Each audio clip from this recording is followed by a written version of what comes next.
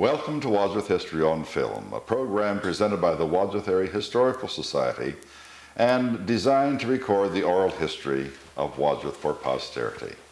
I'm Caesar Carino, and our guests today, and we have two of them, are Walt and Betty Gairing. Walt and Betty are here for a special purpose. Matter of fact, both of them have a special purpose. Walt didn't come along to take care of Betty, and Betty didn't come along to take care of Walt. Walt is going to tell us about the Wadsworth Foundry, and we say with a certain degree of sadness, Walt, that you are the only remaining person who would have had intimate relationship with the Wadsworth Foundry, because your father is gone, your brother is gone, and you're the only one left. And the reason we have Betty here is that she's married to Walt, but that's not the main reason. That she has a historic part of Wadsworth because she was the first person to be elected the queen for what we now call the Blue Tip Festival. And Betty, that was a few years ago, wasn't it? Just a few. How many? Like 47, 48? Yes, because that was 1959. 1959. So it's almost, What? well, 30, 59. almost 40 years ago. Right. Almost 40 years ago. And I think that we're going to take a vote here. Walt and I are going to vote. And we think that you could still probably run for Miss Wadsworth and make it. Right, Walt? Absolutely. Still You know run all for the Miss right things to Wadsworth. You're outnumbered. You're outnumbered. Walt, we're going to start with you with just a few of the personal questions, as we always do with people on the program. Not that we don't know the answers, because I even know your wedding date, but we're going to ask you to tell us when you were born, where you were born, who your parents were, and all of that, because the program is designed to give the oral history of Wadsworth so that whoever writes the history, 10, 15 years from now for our 200th anniversary, will be able to hear it directly from you. So could you tell us when you were born and where you were born and who your parents were, who your brother and sister were, and all of that type of thing? I was born right here in Wadsworth, 65 and a few months ago. What 65 years, May the 4th, 1932. 1932, May 4th. And where were you born? I was born at the, which is now the Healthcare Center. Healthcare Center. Hospital. I was born at the old hospital. Lived just a few 100 feet from that. On Lyman Street? We lived on South Pardee. Pardee Street, I'm sorry. Lincoln Manor is in part of the area where where I lived. My parents are Alice and Dan Gairing. They're deceased. I had a brother, Bob, who died in 1964. And he was born 1922. 22. And my sister, Rita, who incidentally she just moved back to Wadsworth after good. We have 50. the Gairings back in Wadsworth again. That's wonderful. Right. She had been in Columbus, hadn't she? Yeah, about 51 or 54 or 51 years, I'm not sure which. And Rita is how old? She's older than you. yeah, she's 73. We're eight years apart on the day, because I was born on her birthday, so we share that. And she was born 8 years before you, so she was born 1924. Is that right? So we have Bob born in 22, Rita born in 24, and Walter born in 32. Right. And that's right. the extent of your family. Yeah, my mother lost 2 children between my sister and myself, or there would have been, I'd have had 2 other either brothers or sisters. Now, was your father a native of Wadsworth? No, they were both from Cleveland. They got married, and my dad had a job at the Ohio Injector Company as an apprentice pattern maker. So after they got married, they moved here. As I remember, almost immediately. And Dad started his career at the Ohio Injector Company. He had worked for my grandfather prior to that in the foundry as a molder. And where was that, Walt? Well, I'm really not sure. My grandfather, I know that one of the foundries he worked at was in Muskegon, Michigan, and I think I'm pretty sure there were other foundries, but I don't know. But in other words, we have a long line of foundry people in the Gairings. Is that correct? Yeah, like I say, my grandfather, matter of fact, I think it might be the 5th generation. Our middle son, Bob, is with Republic Specialty Steel. He's a metallurgist in Canton, and he's the 5th generation of Gairings that are in the metal casting casting business. Industry. Well, we're going to learn a lot about what the foundry did and its growth in Wadsworth, and some of the things that you have here which people don't recognize as coming from foundries. But in the meantime, how about, or rather before we do that, how about telling us whom Bob married and whom Rita married, and of course we know whom you married. I think that it's particularly significant for us to know who Bob married. Bob's wife is Helen, we call her Ivy Gairing. She presently lives at... But who was she when she was growing up when we were in school? Helen Nichols, and she was Ivy Nichols. Latin, French teacher. Latin, French, and geography as Just a a teacher. wonderful teacher. Everyone loved her. When Bob married her, you were still in school, weren't you? Yes, unfortunately, I had already taken all her classes, so it didn't do me any good. Probably wouldn't have done any good anyway, because she's such a stickler for propriety. But it was one of those kinds of marriages that you read about somewhere, but never really know about, because they don't happen in Wadsworth. But how did Bob meet Ivy, and how did that all happen? Well... There's a story here, isn't there? Yeah, there is. Now, I'm not... she probably will cringe a little. I'm not sure they did. I don't believe. I think it was a group of girls and a group of fellows, Bob's buddies, and they happened to stop in out at Loyal Oak Tavern. Mm-hmm. But Loyal Oak Tavern is a misnomer. It's really a good restaurant. Oh yeah, yes. They just call it Loyal Oak Tavern, but they have some of the best food around.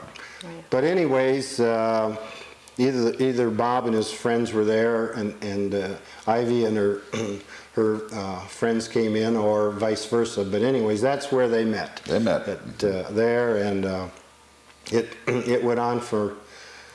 It went on for them and there, and they were married in, was it 49? I think 19. I think it was 49. Yeah, 1949. Now, how? You graduated in 50. 50. So right. you already had your sister-in-law to be in all of the classes that she taught. Right. I think I remember the day that, or the day after they got engaged. I went into her Latin class in between periods, or in the morning, I'm not sure which. But anyways, I said, I walked in and congratulated her and said, you know, we're delighted that to have you in the family, and et cetera. And I said, you know, the only problem with this is, like I said, it doesn't do me any good now, because I got that Latin and all those tough subjects out of the way. And I know exactly what she did. She probably had this beautiful laugh, this little chuckle, and she probably did that. Yep. Bob, unfortunately, had a short life.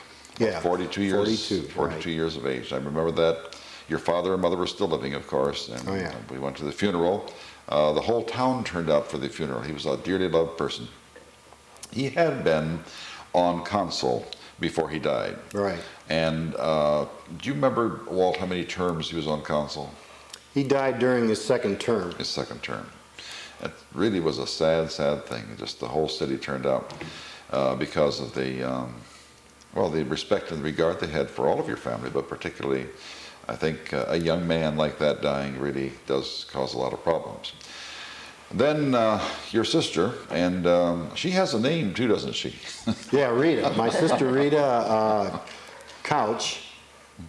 She graduated from Miami, went to Columbus, and she got a job with a company called Parks Aircraft out at the airport.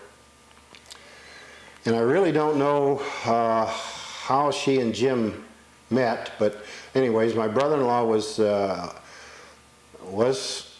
in Columbus at that time. He was born in Carnegie, Pennsylvania, right outside of Pittsburgh, and his family moved to Columbus when he was a youngster, because I think he went to North High School there. His dad was an engineer on a railroad, and so this was more convenient for them to live here because of his runs rather than to live in Pittsburgh, and that's how Jim came to Columbus, and how my sister eventually they met, and then were married. And Jim died about 3 years ago, was it? 3 years in May. 3 years ago. His health had been good right up until probably a year before he died. Now Jim was older than Rita. He was 82, and Jim was just a super guy. He was a salesman. He sold. He was a distributor for Vita Minerals Company out in Los Angeles, California, and that was his forte. And if you ever had a chance to meet him, I did meet him. you couldn't help but like him. Jim and Rita did not have children either, did they? No, And, they were unable to have children. Bob and Ivy did not have children. No, they had the same problem. But you do have one or two, don't you? Yeah, we have six. 6 beautiful, beautiful children. And we have 3 boys and 3 girls. Interesting. Don't know how this happened. I wish I did, because we could have given Dr. Spock a run for his money. But we have a boy, girl, boy, girl, boy, girl. And I don't think Dr. Spock had anything to do with it. no, I don't. But it would have made an interesting book, I guess. Well, we're going to give you a couple minutes of rest here while we talk to Betty and give her the same questions. Are you sensitive about your age, Betty? Not really. If I look like you, I wouldn't be either. Most people know how old I am. And certainly everybody in this room knows how old you are, Betty. When were you born, for the sake of history? In 1938, What day? November 3rd. November 3rd, 1938. Was that an election day by chance? I don't think it was, but the year I was able to vote was on my On your birthday. I had known that, and I wanted to hear you say that you voted, your first time that you voted on your 18th birthday, is that correct? No, 21st birthday. 21st birthday then. Because we weren't letting 18-year-olds at that time That's right. vote. You were born in Wadsworth. Right. And you have a sister and 2 brothers. Right. And they were born in Wadsworth. Yes. But your mom and dad were not born in Wadsworth. No. Where were they born? My mom and dad came here from New Jersey. Where in New Jersey? My mother lived in Roselle Park. My father lived actually almost across the street in Roselle Park. In Roselle Park. His parents had passed away, but he was living with who he called an aunt and uncle. Mm-hmm. And they were married there and came out to Wadsworth when B&W had a big move. Babcock and Wilcox Company had a big move out to Barberton. We've had just tons of people from B&W Eastern Division here in Barberton. And as a matter of fact, we have probably more people from New Jersey and Wadsworth, had at one time more people in New Jersey from Wadsworth than the native Wadsworthites. Where did they move? They initially moved to Barberton. And I can't tell you exactly how long they lived in Barberton. It may have been just like a year. And my brothers were born. I have twin brothers. Twin brothers. And they were born while they were living in Barberton, but I believe she came here to Wadsworth to Dr. Durling. Dr. Durling. And they were born here in Wadsworth also. And Wadsworth Hospital. And brothers' names are? We call them Jerry and Dick. Jerry and Dick. It's really Stephen and Richard. That's but right. Jerry and Dick. And they are now probably 2 or 3 years old? 61. 61 years old. And then you have a sister. Right. Before we get to the sister, Dick is married to, we all have the same age. The disease is called age. We forget. Jerry is married to Eileen, and maiden name. can't think of her maiden name. See, she's getting old too. Right. It'll come to you in a couple of seconds. Okay. Don't worry about that. Okay. And how many children do they have? They have 6. They had been living in Wadsworth. Where do they live now? They live in Uniontown. In Uniontown. And then you have a sister. And her name is? Mary Lou Pisanelli. Pisanelli, right. Married my cousin, as a matter of fact. And they live in Sheffield Lake. That's right. They have some children, too. They do. How many? 8. 8 children. Yes. And they lost several, did they Yes, not? they lost. Had some bad experiences with Right. children there for a while. Now, the two of you had a long legacy in Wadsworth. As a matter of fact, your entire life in Wadsworth, but your parents were not born in Wadsworth. And a lot of the people who now live in Wadsworth did not have parents who were born in Wadsworth, but their children were born in Wadsworth. So this is the beginning of a brand new legacy. We still have, however, Mother McEntee living, right? That's right. And she probably is close to 85, isn't she? She is 85. She's 85 years old. Still in pretty good health, isn't she? Yes, she is. In good health, and she lives where? On Fairlawn Avenue. Fairlawn Avenue. Well, who's one of her famous neighbors on Fairlawn Avenue? Don Merriman. Don Merriman. Grew up Don next Merriman door was to the him. mayor of Wadsworth and certainly a very powerful force in Wadsworth for years and years. He's 90, what, 5, 4? I think he's going on 94. 94. We wanted to interview him, but he said that he didn't really want to be interviewed because his health isn't just that good, and he didn't think that he could be able to sit still for. Well, he does pretty well. I'm sure he does very, very well. Now then, let's go to the question which both of you were responsible for, your children, and how many are there, and who are they, and where are they at the present time? Well, we have, as we said, 6 children. Name Dan, the oldest, lives in Strongsville. Dan, named after his grandfather, lives in That's right. Strongsville. Next. Kathy, Kathy, she's married, living in Akron. married to Bob Calhoun. Bob Calhoun. They living in both are associated with Akron General Akron General Hospital.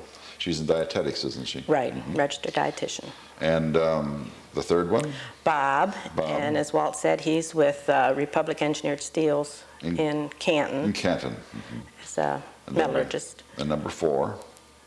Leslie, she's Leslie. the only one that's a distance. She's in Allen, Texas. Allen, Texas. It's a fur piece, isn't it? That's right, she's married, has a little boy.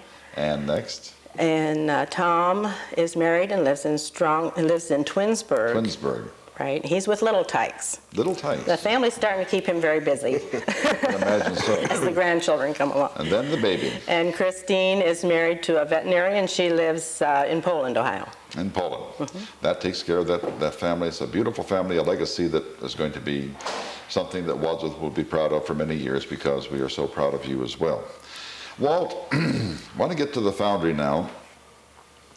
What is your earliest memory of the foundry? Probably starting back in the early 40s. My earliest, well, Dad went there in 1945, and my earliest memories are, at that time I wasn't 16 yet, and I couldn't work, Legally. well, I could work outside, but I couldn't because it was classified as a semi-hazardous industry. So I painted and painted every ventilator on that roof and gutter and all those kinds of, cleaned up outside and did all those kinds of things. That was my first memory. And then when I was able to work inside, he handed me a shovel, and we had to, at that time we didn't have any mechanized means of cleaning the castings except through a shot blast machine, but you had to knock the cores which make the inside of it. So he handed me a shovel and a hammer, and there was a big pile of castings, and he said, "You knock all the cores out of that, son, and when you get done you shovel all that sand up in this truck." So that was those are my early experiences. Now, did that help you to get strong and big so that you could go to that football line when you were a junior and a senior? It didn't hurt. Didn't hurt. After You always were a big boy, never fat, but always a big, muscular person. At your prime, when you were 16 or 17 years old, how tall were you and how much did you weigh? And what were some of your measurements? I think you were very, very thin looking, but you were I weighed probably about 185 or 90 pounds, and I was always 6'2". And always muscles, all muscles. When you played football Yeah. in high school Yeah. and were a star player. Is that right, Betty? Yeah, Ralph and Definitely. I, and we had a good group of. Ralph Pisanelli, your brother-in-law, Right. who's my cousin, your brother-in-law, and you played on the same football team. And Do you think that had anything to do with the fact that you married sisters? Well,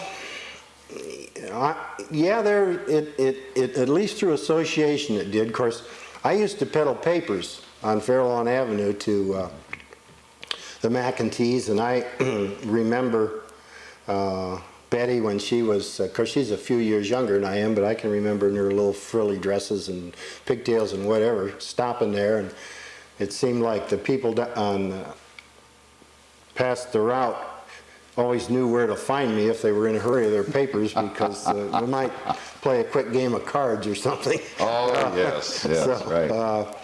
But after Ralph and Mary Lou got married, of course, I spent time visiting them, and Betty was there, and I guess that's where we started. That's right. Mm-hmm. Going back to the foundry, was the foundry as big as it is today in those days when your dad first bought it? No, actually, the foundry really dates back to 1917, and it was started by, there were seven men and that started that, and or 7 people. One of them was a lady by the name of Florence Burgess.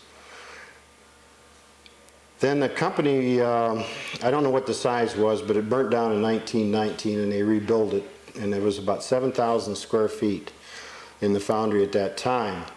And there may have been a few more additions to it when Dad and Howard and Doster and Henry LeBeau. Let's spell those names so that we can have those for historical evidence. Howard Doster, D-A... D-O-S-T-E-R. Oh, D-O-S-T-E-R, Doster. And Henry LeBeau. L-E-B-O, right? Or B-E-A-U? B-E-A-U. Okay. B-E-A-U. A lot of people used to write it LeBeau, L-E-B-O, but it's L-E-B-E-A-U. Henry LeBeau and Mr. Doster. Right. And your father's name was Dan Gairing. Right. G-A-I-R-I-N-G. That's it. Okay. So the foundry, by the time the end of the 1950s, was enlarged and expanded to 90,000 square feet. Wow, that's more than 10 times, isn't it? We had, well, the highest number of men I had working for me, at that time I was foundry superintendent for Dad. In our peak, I had 245 men working for me, and we had, on an average, probably 185, when things slowed up, maybe 150 at that time. What did they make? Oh, we made we were really a semi-production foundry, and by that I mean there were several high production foundries in the area. Quality Castings in Orville, Four City Foundries in Cleveland, A.C. Williams. They ran the thousands and thousands of pieces. We mechanized and designed our tooling so that if we needed to make 50 pieces, we could make 50 pieces and turn a pattern over quickly and put it on and make 100 pieces, or we could make 3 pieces or 5 pieces or whatever. What would you make? I mean, could you give us an example of what you would make? We made a lot of valves, particularly for the Ohio Injector Company. Oh, you made valves for the injector? Oh, yeah. Did they make their own? No, they closed their foundry, and I'm not sure exactly when that was. Of course, at the time, they made the smaller valves down there. Brass valves? Well, they had 2 foundries, a brass foundry and an iron foundry. And my father came out of the iron foundry. Mm-hmm. And they made the smaller valves, 1 inch, 2 inch, half inch, that sort of thing. And Wadsworth, we started with a 6-inch valve and went up to 24-inch. Those monstrous things. I used to be in the shipping room lifting those things around between college terms. And you... They're heavy. Your waistline was a little thinner then, I would guess. A lot of things were a little thinner at that time. But we made transmission housings, electric motor bell ends and frames and gears. Companies like Eaton, well, it's Eaton Manufacturing now, but Cleveland Worm and Gear was another good customer of ours. Reliance Electric, oh goodness, transmission housings, I forget Marion Power Shovel. We made castings, a lot of castings from Gorman Rupp in Mansfield, which is still there, fine company. Eventually turned out to be our largest customer, and we made all kinds of pump bodies and pump parts for them. And Could you tell us, you were actually in the foundry itself, you know how a foundry works, from the time that they bring in whatever to the time that you ship whatever, right? Right. What do they bring in? Sand? Metal? Yeah, iron ore, or what? Well, you bring in sand and the ingredients to give the sand strength, hot properties. Now you use this sand over and over again. You don't throw it away. You add new sand to The sand isn't part of the metal, though. It's part of the... No, that's part of the mold. That's actually mold. what these products are. The metal is poured in to form these products. We melted in, they call it a cupola at that time. It's essentially a furnace that you put in coke and metal and coke and metal and coke and metal, and you have a big bed of coke which gets to 3,500, 4,000 degrees. As you're blowing air in there all the time, and the metal just melts and runs down through it. Then runs down through this bed, and there's a hole in the front end which the metal just keeps running out. Now the coke that you're talking about is not the stuff you drink, right? Oh, no, it's made from coal. From coal. Yeah. And it is the fuel which heats the metal. You got Then it. the metal comes out, and then what do you do with it? Well, we catch it in, you catch it in a pouring ladle, take it over to the molds that are made, and you pour it in just like you'd pour cream in your coffee. But it's bigger, the ladles are not little things. Oh, no. They're, our ladles up there, our smallest ladles, held about, I think 250 pounds to 500 pounds. And of course, we had bigger ladles for bigger molds that would And then you would just pour that in. The metal then solidifies. Solidifies. And then when it cools, how long does it take to cool, Walt? Oh, it would take, the bigger castings, it could take 2 or 3 hours before you'd shake them out. But the little castings, 15, 20 minutes, they'd be red, but you could shake them out. You couldn't... You take the sand out, use the sand over, and then you ship that out? Is that what you do? Or well, then you have to, metal shrinks, so you'd have what we call risers on them to make up the shrinkage of the metal. It would be excess metal that would feed the castings, and of course you have to have a gating system or some sort of cavities for the metal to run in there. So all that has to be knocked off, and there's parting lines on the castings that have to be ground off and cleaned up, and fins and all that kind of stuff. The reason I'm asking these questions, first of all, I'm very much interested myself, but secondly, as soon as someone hears this program, I'm going to get phone calls, as we did with the Wadsworth Brick and Tile, or rather the, whatever that is, General Clay Products Division with Pat Brannigan. They wanted to know exactly how the bricks were made. So I had to bring, well, not that I had to, but I wanted to bring Pat back in, and for the next hour he told us how bricks were made, plus a few other things that was of great interest too. I'm positive if someone's going to say, how do you make the forms out of sand? You mean you sit there and pat them, or how do you do that? Well, originally in the old days, that's exactly what they did.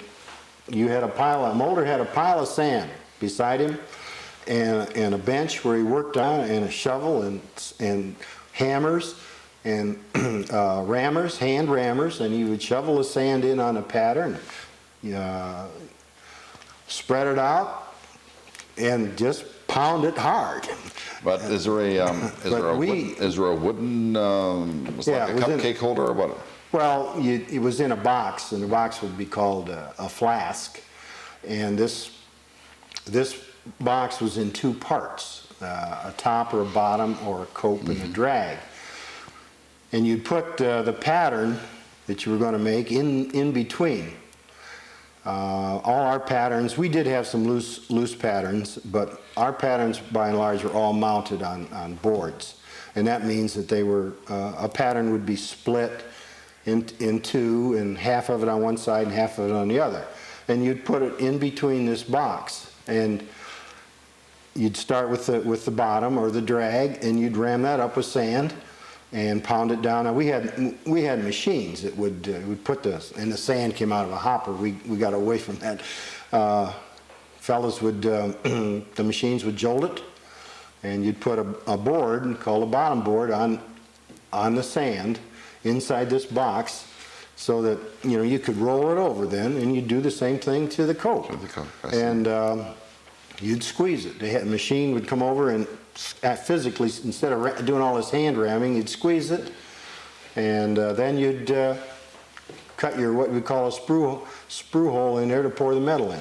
This is a piece of something that comes out of a foundry, right? Yeah. And you made this, right? Right. We made this. Now tell us how you made that. Well, essentially we had a pattern. If you can picture a board, and this would be mounted. Hold it up, honey. This would be mounted on it.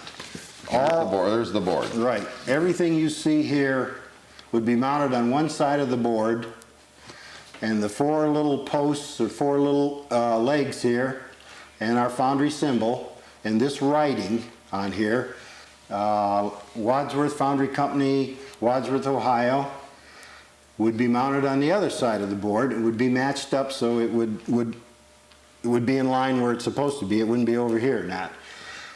And we would make, this would be in the drag. On the bottom half of it, we'd cover this with sand, roll it over. Now the pattern is still in there. We'd roll it over, and we'd make this side. And there was a runner bar, a gate that would come along here with little fingers going into these, that the metal would run down the sprue and run in there.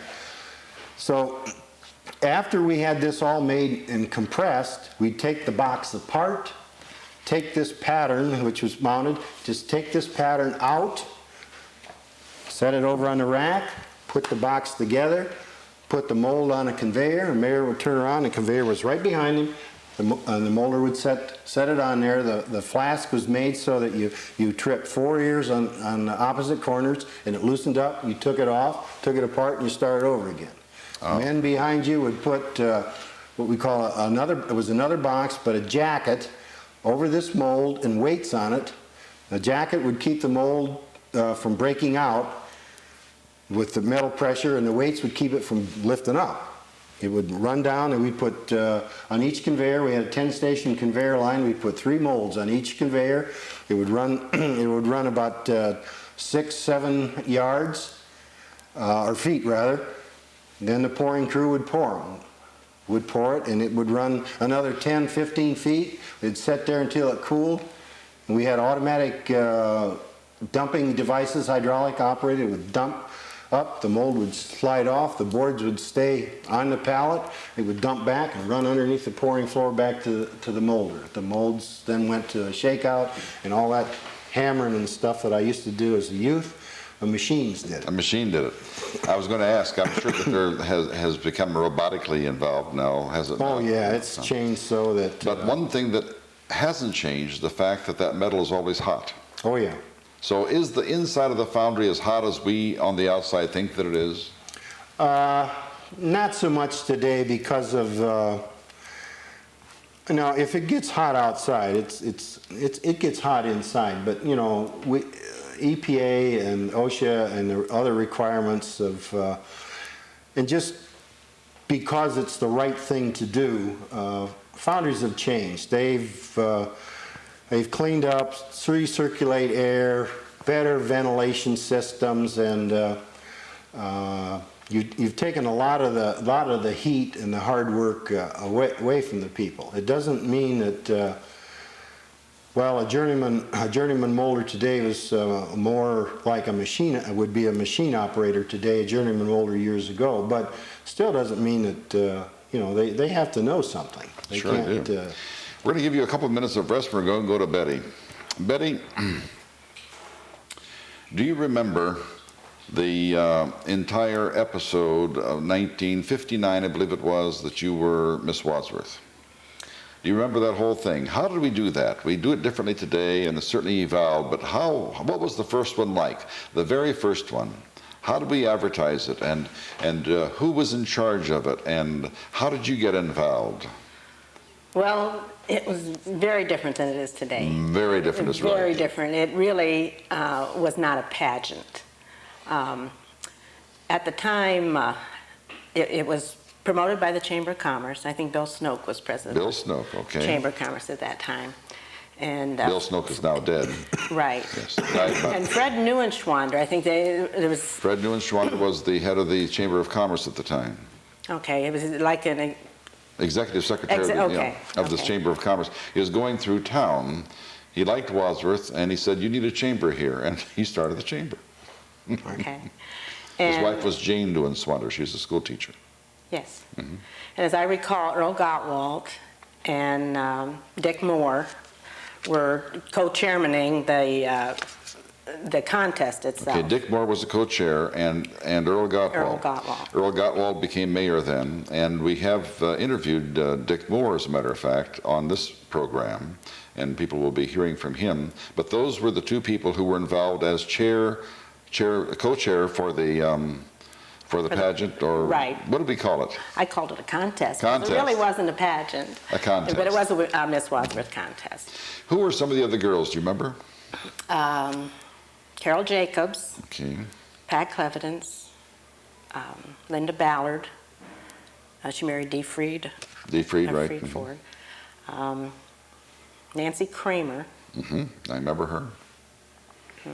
She's Nancy Shannon. Nancy Kramer was the only girl in the Kramer family. She had 5 or 6 brothers, but she was the only girl. She was the baby. And Nancy Shannon. Nancy Shannon. And was that Bob Shannon's daughter? She lived on Farallon Avenue. Yeah, I'm sure. I'm not sure of her father. Now, one of the things that I think that we have to do, if we don't do anything else, is for you to read the list of sponsors so that we can get a good picture of which stores were still in Wadsworth 40, how many years ago? 39. 38 years ago, 39 years ago. Read them, Betty. Oh, it's very lengthy. It's all right. Curtis Menswear, Business Utilities, Wright Department Store. Gone. I'll say gone. Curtis Menswear, gone. Business Utilities. Here. Well, that's right. It's Accurate Business now. Business Utilities, I think, was Business Utilities. Dick Moore's. Dick Moore, but that's right. gone. But that's right. That's gone too. Wright Department Store. Gone. Hoagland Hardware. Well, gone. First National Bank. Gone. Ann's Pastry Shop. Here. Tuba Sings. Gone. Bees. Gone. Brenneman's. Gone. Gertner's. Gone. Abrams and Liebert. Gone. Bixler Electric. Gone. No, it's They're still here. Yeah. Allen and Hartzell. Yes. Rexall Drug. Gone. Bates and Guiley. Gone. Citizens Bank. Gone. Knapp's Firestone. Gone. Well, it's still here. That's right. Holmesbrook Supply. It's still here. B&B. Gone. Ladrick Shoe Store. Gone. Miller Jones, Gone. which was a shoe store. Wolf's Jewelry. Gone. Curtis Electric. Gone. LaSalle Cleaners. Gone. IGA Store. Gone. Ben Franklin. Gone. Well, it's gone. Ben Franklin. But they Right. still have the Richmond Center. Totally different. Lee's, Paint and varnish. I think it was. Gone. Wolf Dry Goods. Gone. Stonier's Jewelry. Well, yes, still here. Wadsworth Furniture. Gone. Klein's Department Gone. Store. Sherwin-Williams. It's still here. City Loan. Gone. Fountain Cleaners. Gone. Smith Dairy. And Gone. then the American Legion. Still here. Close Food Lockers. Gone. Cook's Drive-In. Gone, but they have something else down there, but this is gone. Gerbrick's. Gerbrick's what? Heating? Or Gerbrick's Spouting and Spouting? Spouting and Yeah, I think they're gone. Sparkle Market. Good Sparkle Gone. Market, Gone. that's gone. Fixlers. Well, I guess they're still around, aren't they? Right. Yeah. Fixler's the Right. real estate. Kramer's Flower Shop. Well, somewhat gone. Nancy Kramer was part of that, but that was north of town, but I think they've closed up. Timothy Kramer's Someone else is there now. Economy Loan, Gone? Jack Summers, Well, yes and no. Jack isn't here anymore. and Heiberger's. Gone? Yeah, Even the building's gone. that's right. But what would you say there, Walter? 75 to 80% of them are gone. Right. And they were the sponsors. That's right. How do we select you? I was one of the ones who helped select you, I think, because I voted for you. Well, as I said, it wasn't a pageant, and placards were put in store windows. And when people made a purchase, then they were entitled to cast a vote. Do you have a picture of that's how it's what done. you looked like in those days, Betty? Now, you weren't supposed to ask for that, Caesar. Want to see Let's it? see. Want to see it? There you go. There it is. Now, can you imagine why anyone would pick this person as the Miss Wadsworth of 1959, the first one to, I guess, what is presently called the Blue Tip Festival, right? But that's the precursor of that. That was Betty McEntee in 1959, and you were 22 years old at the time, I was right? 20. 20 years old at the time. Right. 20 years old at the time. Beautiful picture. Well, Beautiful thank you. picture. And a beautiful person. What were some of the honors that you received for being the first Miss Wadsworth? Oh, goodness. Well, so many of the merchants, gave gifts. And I particularly remember a cedar chest from Wadsworth Furniture, which Wow. we still have. Actually, it's in my granddaughter's nursery right now. It's been redone. And a charm bracelet from Wolf's Jewelry, and a coat from one of the department stores, and luggage, and it was just Made a very real nice. killing. Was that your dowry then, Walter? Right, that was about Close. it. Because what other honor did you receive? Well, it really wasn't a prize of the, I think this is what you're getting at. It really wasn't a prize of the contest. No, but what happened as a But at result of that it? time, Ellen and Hartzell was in the process of a new development. And so Where is that development now, for the sake of history? right now it's off of Baird Street. I think Baird. at that time it was called Oakwood allotment. Oakwood allotment. It's off Baird Street, north of Oak Street. Right. North of Oak Street. And what did they do? Okay, Allen and Hartzell had a contest going in association with the Blue Tip Festival to name a street in this new allotment. What did they name it, Betty? McEntee Drive. And what was your maiden name, Betty? McEntee. McEntee. But I never did know who turned in that name. People turned in names for this street, and then they were going to select the name.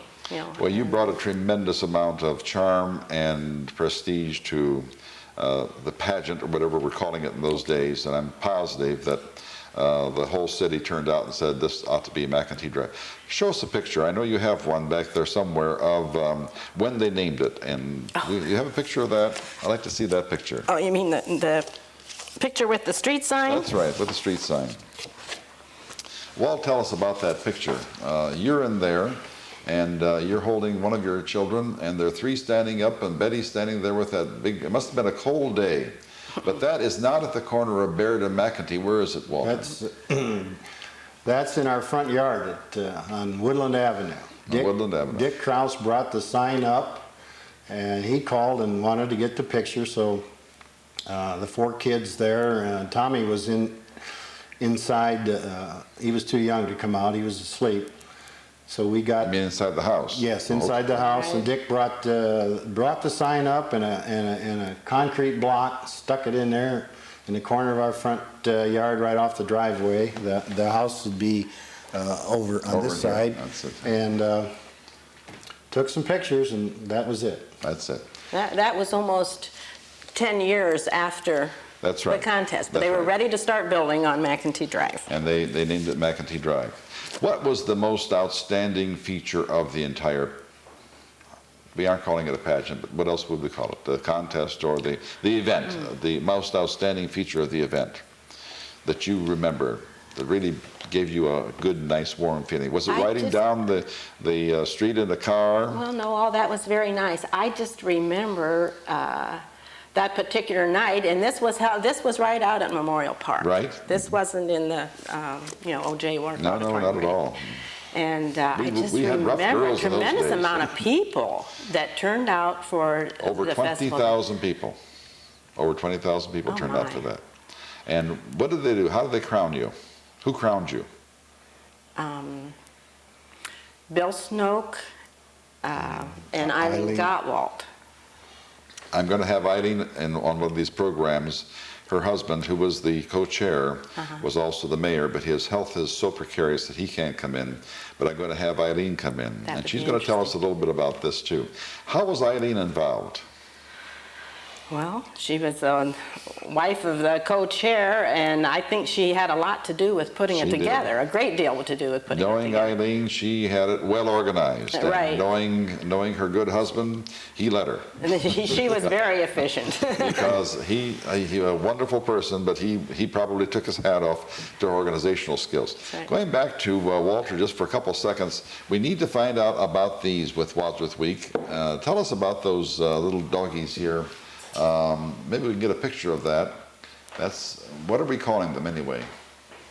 Well, there was it's a little bulldog, and actually we can't take credit for the design of it, but a company by the name of Heinz Flask.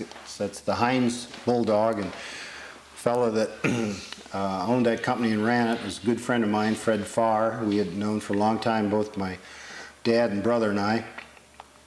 And we asked Fred if he'd mind if we would make a pattern and make these as a giveaway for the 1964 Sesquicentennial. So we did, and I don't know how many thousands of these we made. The idea was my brother and I, the foundry had a booth out there, and we were going to we gave these away. And we made I don't know, a couple thousand of them. We thought that would be plenty, and we got ready to gather them up and take them out to Memorial Park, and we only had a tenth of what we thought we would, or maybe a 20th anyways. So we made some more, and this... You got rid of the whole 2,000 the first night, didn't you? No, not quite. But our biggest takers were our own employees until we made enough of them. I finally ended up making something like a 55-gallon drum full or a 30-gallon drum full, and putting them by the time clock and said, take these guys and leave the other ones for Bob and I, something like that, so that we'd have enough to give away. And we probably made 6,000, 7,000 of those, and I don't know, we probably gave 3,000 or 4,000 over the week away.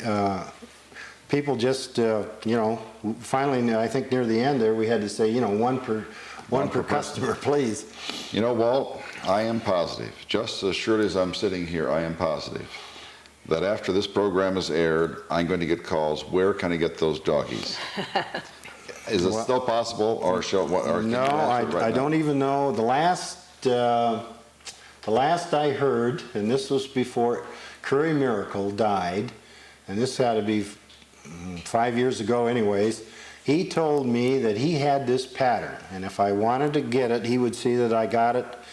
And I told him I definitely wanted it. Well, not too long after that, I think he passed away, and I have no idea what happened to that pattern. So we have another thing here that the Wadsworth Foundry did, or no, not the Wadsworth Foundry, but when you were still in the foundry, after you left Wadsworth Foundry, you went down to where? Frankham Foundry in Canton. And you ran that for a while. What is this, and what is the significance of this in terms of Wadsworth? Well, after the downtown area was... I'm going to turn this around so that you can see that it's metal. Yeah, that's made out of aluminum. Very heavy. Aluminum? Yeah, that's aluminum. Wow, it's heavy for aluminum, I think.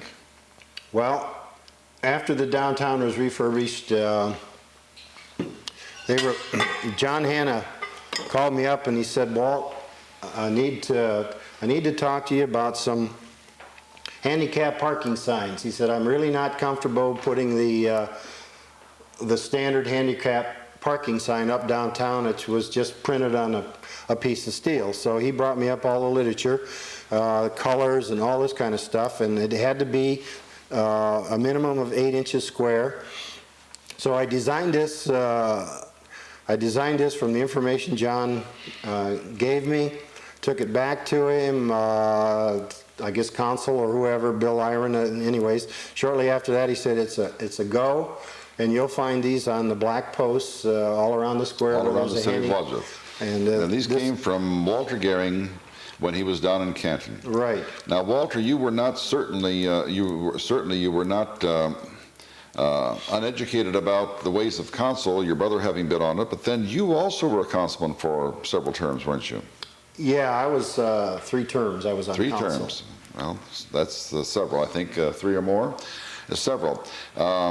You elected then not to continue for a while because Right. you were very busy. You were changing positions and all of that kind of thing.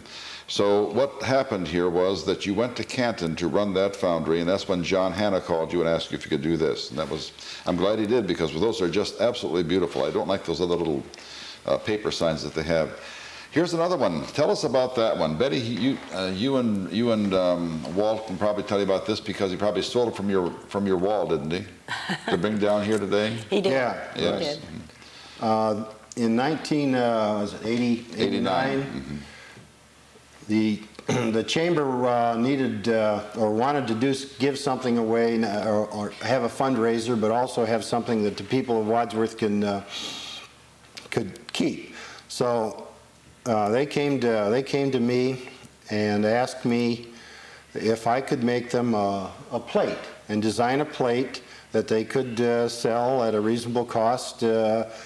So they wanted a commemorable plate, 500 of them individually numbered.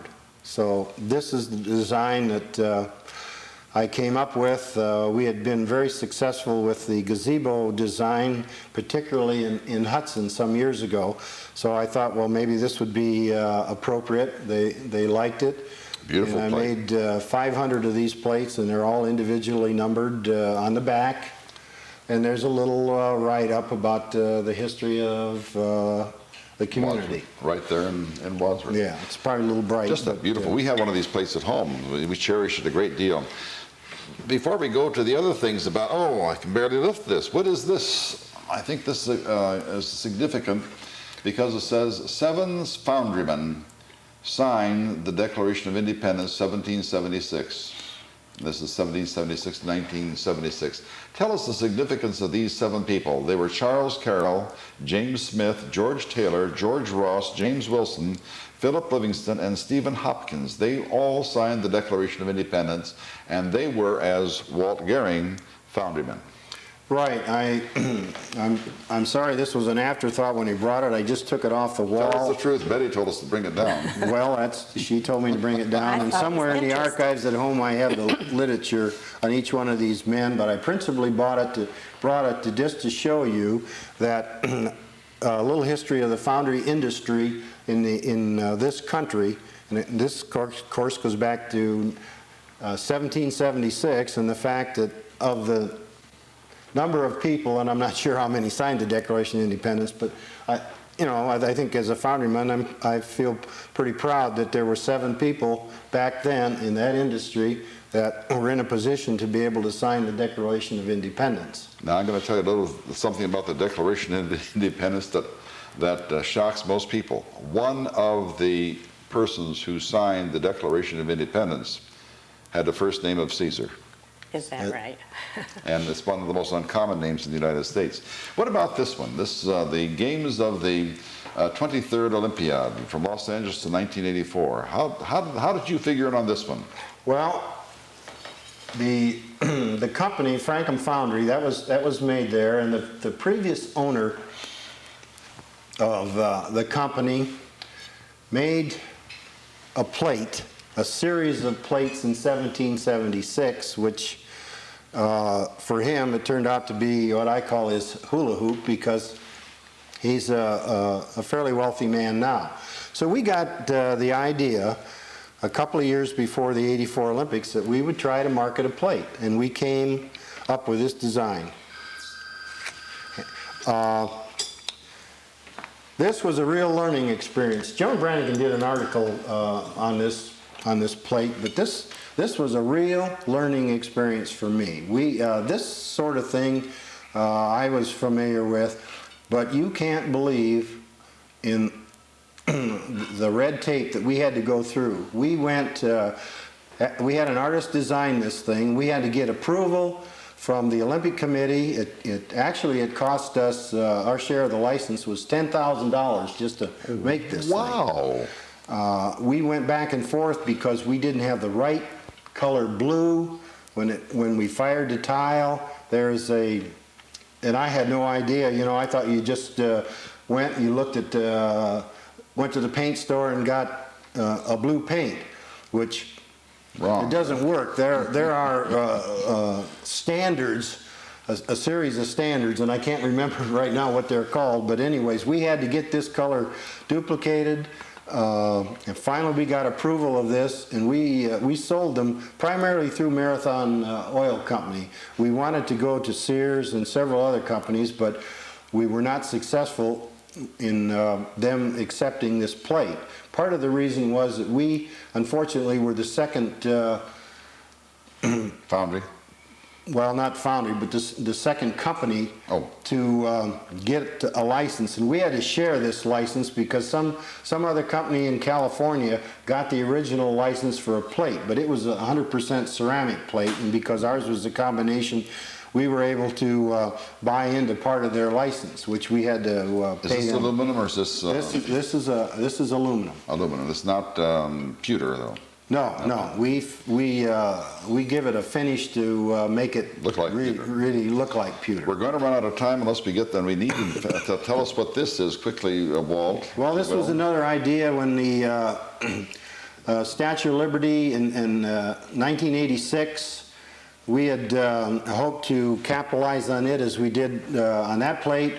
However, we could not get a license from the people. For some reason, I guess we were just too small a company or whatever, but we couldn't get a license to market this, so we didn't sell very many of these. But we designed this plate at Frankham, and this was all engraved. This was engraved. Actually, a company right across the street from us, DeVore Engraving, engraved this.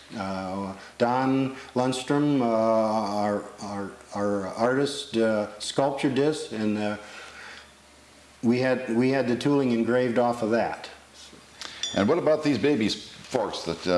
Oh, this is I wasn't going to bring these, but a friend of mine, pattern maker friend of mine that did a lot of work for me, he and another friend, they got an idea about needing something that didn't break to mix salad. I like that. Now his wife, they're both Italian, but his wife is a typical Italian great cook. And she made her own out of wood, and they would get stained and etc. So she was complaining one day, and Paul thought, well, I'm going to make this. So he made the patterns, and I made the castings, and this was another deal that we thought, well, or particularly Paul thought that he'd take some time and market this and see what would happen. But as things go, he was real busy. We're all real busy, so it really didn't get a fair shot. But that's what it is to mix when you're mixing salad. And I thought I'd bring them along because it was the idea of a nice Italian lady. I thought you'd appreciate that. And I like nice Italian ladies. They're wonderful. Tell us about this award. Well, you mentioned this. This was made on the campus. This is a bronze of pouring iron. This is the way it was in the old days, hand pouring. But this is a bronze made on the campus of Kent State University. Not a foundry. No, not a foundry, but they have a foundry there. And you mentioned that a little while before that many of us think today that the foundry is hot and dirty and so forth. Now, there are, what, 25 or 35,000 students there, and this was made right on the campus. Right on the campus. There are people walking, as students, they're walking into the school right by the place. So They didn't even know it. They really didn't know it. And they made a number of these. And I saw this, it was a fundraiser for the student chapter of the Foundry Education Association at Kent State, so I couldn't resist Absolutely buying not.